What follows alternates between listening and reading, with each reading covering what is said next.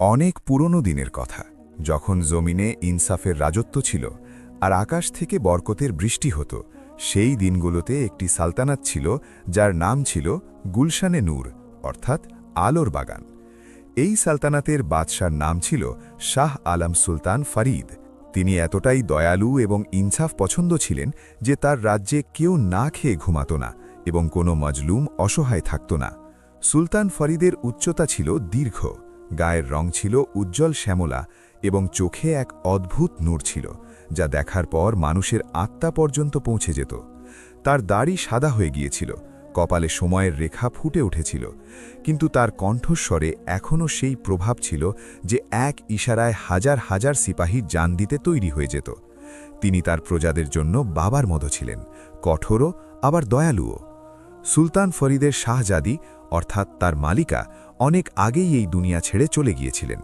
তিনি ৩টি মেয়ে রেখে গিয়েছিলেন, ৩টি এমন রত্ন যারা বাদশার চোখের মণি ছিল। সবচেয়ে বড় মেয়ের নাম ছিল শাহজাদি রুকসানা, মেজ মেয়ের নাম ছিল শাহজাদি পারভিন এবং সবচেয়ে ছোট মেয়ের নাম ছিল শাহজাদি মেহেরুন্নিসা।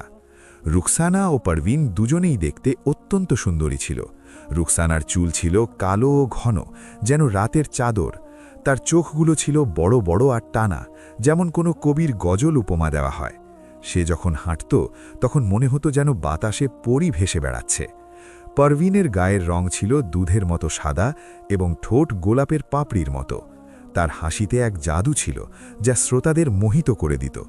কিন্তু এই দুই বোন বাইরে থেকে যতটা সুন্দরী ছিল, ভেতর থেকে ততটাই ফাঁপা ছিল।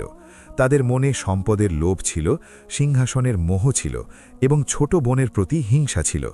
এই দুজনেই সবসময় চালাক ছিল, নিজেদের বাবার সামনে মিষ্টি মিষ্টি কথা বলত, কিন্তু আড়ালে নিজেদের মর্জি মতো চলত।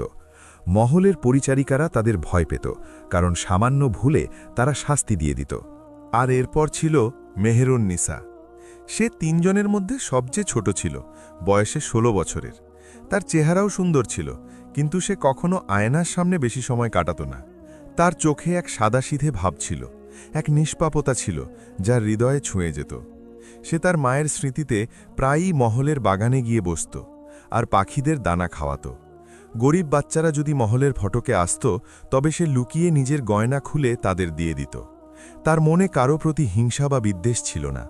সে তার বড় বোনদের সম্মান করত, নিজের বাবার বাধ্য থাকত এবং আল্লাহর কাছে দোয়া চাইত যেন সবাই শান্তিতে থাকে।